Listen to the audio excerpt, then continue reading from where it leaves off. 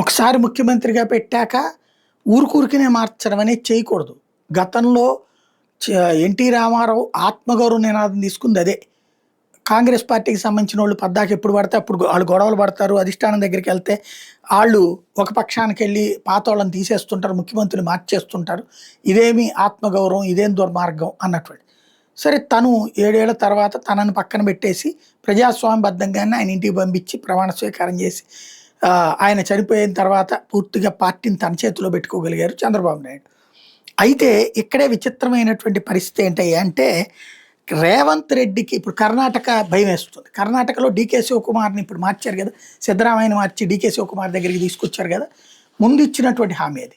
వాస్తవంగా కేరళలో మంచి నిర్ణయం తీసుకుంది కాంగ్రెస్ పార్టీ, సతీషన్ని ముఖ్యమంత్రిని చేయడం.